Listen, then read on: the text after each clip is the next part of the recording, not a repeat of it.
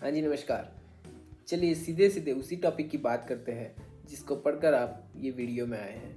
But उससे पहले एक ही बात बताना चाहूँगा कि वीडियो को एंड तक ज़रूर देखिएगा ताकि आपको इन तीनों टॉपिक्स के 100% डाउट क्लियर हो जाए। चलिए वीडियो को स्टार्ट करते हैं। पहला टॉपिक है, क्या डीजल कार्स इंडियन मार्केट में से बिल्कुल बंद हो जाने वाली है? क्या डीजल इंजन्स ही नहीं रहेंगे आगे चलकर? मैं बोलता हूँ ये एक पूरी तरह से अफवाह है और हवा बनाई जा रही है मार्केट में। आज के हर एक कार बायर के दिमाग में एक बार ये सवाल आता ही है कि क्या मैं अभी डीजल कार लूँ या फिर ईवी या तो पेट्रोल को ही चुनूँ। मैं आपको बोलना चाहूँगा, बिल्कुल आप डीजल कार्स पसंद कीजिए, ऐसा कुछ भी नहीं होने वाला है। अब आप बोलेंगे कि भाई क्या बोले जा रहे हो, ऑलरेडी 3 कंपनियां अपना डीजल इंजन्स बेचना बंद कर चुकी है और आप ये कैसी बात कर रहे हो।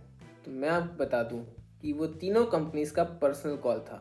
यहाँ पर सरकार ने किसी भी तरह से ये नहीं बोला कि आप अपना डीजल इंजन्स बेचना बंद कर दीजिए और आगे चलकर डीजल इंजन्स बंद होने वाले हैं। बस सरकार ने यही बोला था कि आप भारत स्टेज के अकॉर्डिंग अपना डीजल इंजन्स को अपग्रेड कर लीजिए और आराम से मार्केट में उसको बेचिए। तो उसमें उनका प्रोडक्शन कॉस्ट बढ़ जा रहा था, मैन्युफैक्चरिंग कॉस्ट बढ़ जा रहा था, जिसकी वजह से उनकी सेलिंग कॉस्ट भी बढ़ जा रही थी। तो इसलिए उन्होंने अपने डीजल इंजन्स को ही डिसकंटिन्यू कर दिया। बट यहाँ पर ऐसी कोई भी बात नहीं आती है कि इंडियन मार्केट में से ही पूरा डीजल इंजन ख़त्म हो जाने वाला है या फिर बंद हो जाने वाला है। चलिए आपको मैं उसका एक ज़बरदस्त रीज़न बताता हूँ एक एग्जाम्पल के थ्रू। चलिए मान लीजिए कि अगर इंडियन मार्केट में से डीजल इंजन्स को ही डिसकंटिन्यू कर दिया गया, डीजल मिलना ही बंद हो गया, तो क्या होगा? हमारा जो इंडियन रोड ट्रांसपोर्टेशन चल रहा है वो पूरा का पूरा ठप हो जाएगा। इंडियन रोड ट्रांसपोर्टेशन सिस्टम पूरी की पूरी डीजल इंजन्स पर ही चल रही है। अगर डीजल ही बंद हो गया तो ये बिल्कुल पॉसिबल ही नहीं होगा। जैसे लॉकडाउन में हालत हुई थी ऐसे ही हालत हो जाएगी अगर इंडिया में डीजल इंजन्स ही नहीं बचे, क्योंकि किसी भी इंजन्स में इतनी क्षमता नहीं है कि इतना सारा लोड लेकर एक डेस्टिनेशन से दूसरी डेस्टिनेशन उसको पहुंचा सके। बेशक पेट्रोल इंजन्स में क्षमता है, बट पैसे कहाँ से आएंगे सर इतने? ट्रांसपोर्टेशन का चार्ज आज भी आसमान को छू रहा है और अगर उसमें पेट्रोल इंजन्स को जोड़ दिया जाए तो क्या ही होगा, आप खुद ही सोच लीजिए। और ईवी अभी तक इतना सक्षम नहीं है कि कश्मीर से कन्याकुमारी तक और गुजरात से अरुणाचल प्रदेश तक ट्रांसपोर्टेशन संभाल सके। और ये सब प्रोसेस में बहुत देर लगती है।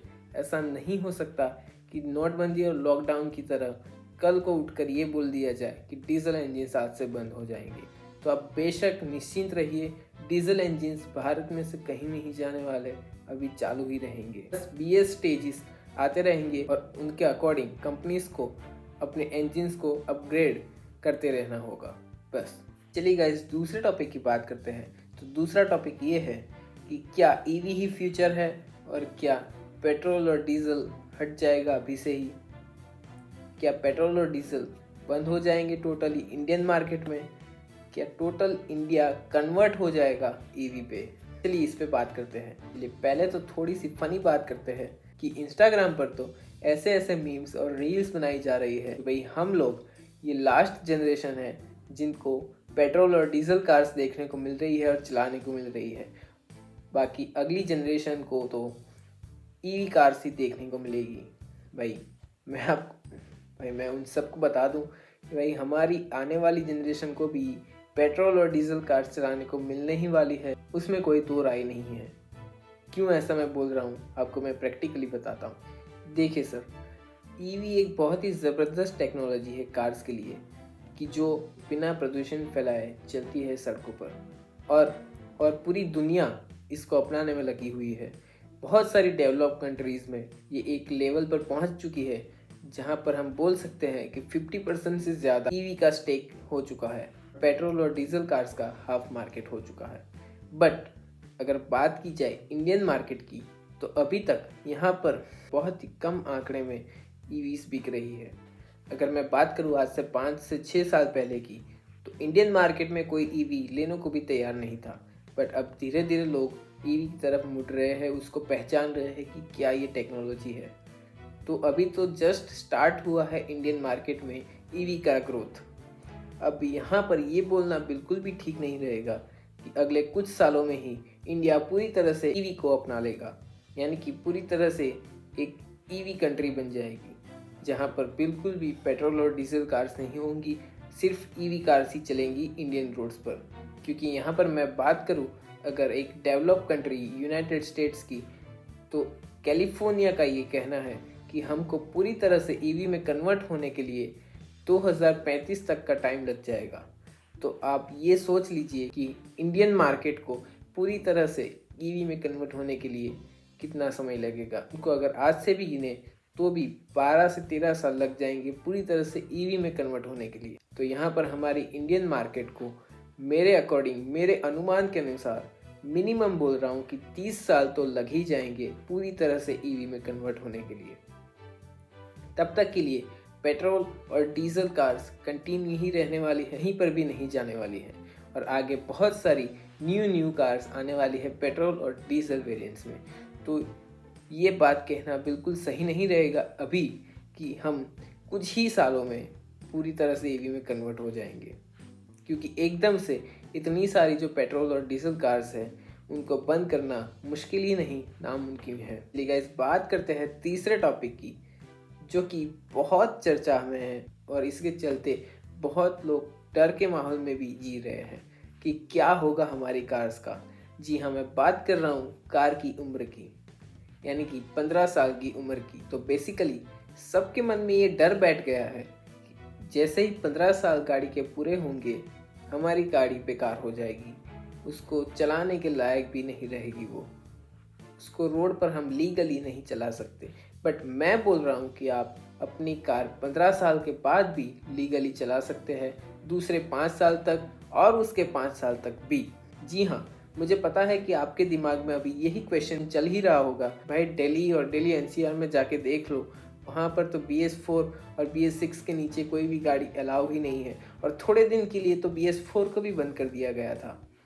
तो मैं आपको बता दूं कि वहाँ की सिचुएशन अलग है, वहाँ बहुत ज़्यादा प्रदूषण बढ़ गया है, इसीलिए ये कदम उठाना पड़ा था सरकार को। बट पूरे इंडिया की ये सिचुएशन नहीं है। आज भी पूरे इंडिया में BS1 से लेकर BS6 तक गाड़ियाँ चलती ही है, उसमें कोई भी रोक टोक नहीं आती है। चलिए मैं आपको सीधे सीधे फैक्ट बताता हूँ कि इसके पीछे क्या बात है और क्या कारण है। यहाँ पर सिर्फ उन्हीं गाड़ियों को स्क्रैप करने की बात हो रही है जो कि एकदम बेकार कंडीशन में है, 15 साल के बाद वो चलने के लायक नहीं है, बहुत ही ज़्यादा धुआं छोड़ रही है, बहुत ही ज़्यादा प्रदूषण फैला रही है, गाड़ी की कंडीशन बिल्कुल भी अच्छी नहीं है, गाड़ी पूरी ख़राब हो चुकी है, सड़ चुकी है। उन्हीं कार्स को सिर्फ स्क्रैप करने की बात चल रही है, सिवाय दिल्ली के, क्योंकि दिल्ली में 15 साल के बाद कोई भी कार आप नहीं चला सकते। बट पूरे इंडिया में ये स्कीम नहीं है। 15 साल के बाद आपकी अच्छी कंडीशन वाली और अच्छे इंजन के साथ अगर कोई प्रदूषण कार नहीं फैलाती है तो उसको सीधे सीधे 5 साल और रीपासिंग 5 साल की लाइफ और दे दी जाती है, और उसमें कोई भी तरह से सरकार मना नहीं कर रही है। तो आप बिल्कुल भी टेंशन मत लीजिए कि हमको हमारी कार 15 साल के बाद स्क्रैप में ही देनी पड़ेगी। और मैंने आगे भी जैसा बोला कि एकदम से नोटबंदी की तरह ऐसा ऐलान नहीं आएगा कि कल सुबह उठकर आपकी 15 साल की पुरानी कार नहीं चल सकती, क्योंकि सब लोग न्यू कार्स नहीं अफोर्ड कर सकते। उनकी जो अच्छी कार्स है उनको 100% 5 साल और लाइफ दी ही जाएगी, उसमें कोई भी दिक्कत वाली बात नहीं है। तो आप ये बिल्कुल भी टेंशन मत लीजिए कि कल जाकर आपकी कार बंद हो जाएगी, ऐसा बिल्कुल भी नहीं होने वाला है। और जैसे कि मैंने बोला कि कार की कंडीशन अच्छी है या नहीं है, उस पर डिपेंड करता है आपको 5 साल या उससे भी आगे कार लाइफ मिलती है या नहीं, ये कैसे पता चलेगा। तो सरकार उस पर काम कर रही है और जगह जगह पर सेंटर्स बनाने वाली है, जहां पर आपकी कार्स की फिटनेस चेक होगी, और उसके बाद आपको, और वो फिटनेस को पास करने के बाद ही आपकी कार को न्यू लाइफ मिलेगी। तो बिल्कुल आप निश्चिंत रहिए, अभी के लिए बिल्कुल डरने की ज़रूरत नहीं है। अगर आपकी कार बेहतरीन इंजन के साथ है, बेहतरीन कंडीशन में है, तो बिल्कुल निश्चिंत हो जाइए आप। आशा करता हूँ कि आपको वीडियो पसंद आया होगा, और इसको प्लीज़ शेयर ज़रूर कर देना सबके साथ, ताकि ये तीनों डाउट्स जिनके भी मन में हो वो पूरी तरह से निकल जाए, वो भी आराम से न्यू कार भी ले पाए और अपनी पुरानी कार को भी चला पाए। चलिए गाइस, वीडियो अच्छा लगा हो तो लाइक ज़रूर कर देना और सब्सक्राइब भी ज़रूर कर देना, क्योंकि ऐसे ही बहुत सारे अलग अलग टॉपिक्स पर आपके लिए मैं वीडियो लेकर आने वाला हूँ। तो चलिए, तब तक के लिए थैंक्स फॉर वॉचिंग। जय हिंद, जय भारत।